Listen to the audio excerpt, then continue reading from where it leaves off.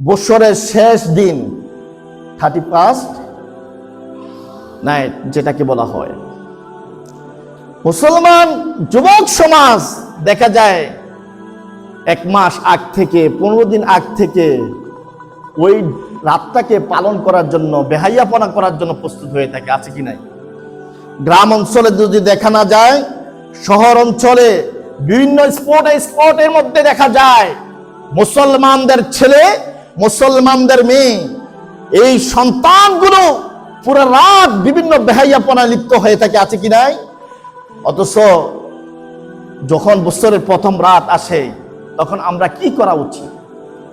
আমরা ইবাদত করতে হবে, কোরআনুল কারীমের তেলাওয়াত করতে হবে, তাসবিহ তাহলিল পড়তে হবে, তাহাজ্জুদ পড়তে হবে, নফল ইবাদত করতে হবে, আল্লাহকে রাজি করতে হবে, যাতে করে আল্লাহ আমার দিনগুলোকে, রাতগুলোকে ভালোভাবে ইবাদতের মাধ্যমে কাটিয়ে দিতে পারি।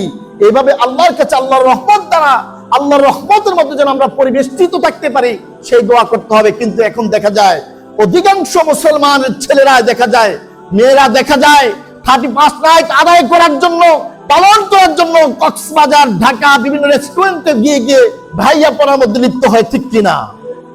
অথচ আমরা বাবারা ঘরে শুয়ে আছি, সন্তানদের খবর রাখি না।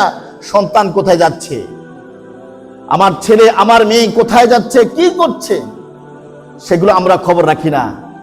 দেখা যায় মদ খেয়ে মাতাল হয়ে রাস্তায় ঘুরে আতশবাজি বাজানোর জন্য নিজের পকেটের টাকা খরচ করে গুনার মধ্যে লিপ্ত হয়ে থাকে।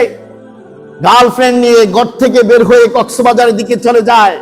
অথচ আমি বাবা হয়ে ঘরে বসে বসে তসবিহ পড়ি।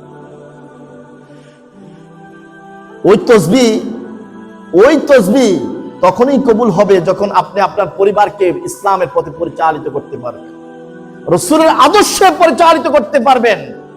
আপনি আপনার সংসারকে, আপনার পরিবারকে আপনি শাসন করতে পারেন নাই, সেটা তো ইসলাম বলেন নাই।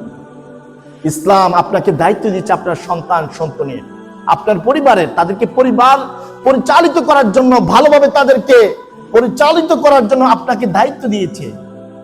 কু আনফুসাকুম ওয়া আহলিকুম নারা, নিজে জাহান্নাম এবং নিজের জাহান্নাম থেকে বাঁচাও, পরিবার পরিজনকে জাহান্নামের আগুন থেকে বাঁচাও, সেই কথাটা বলেছে।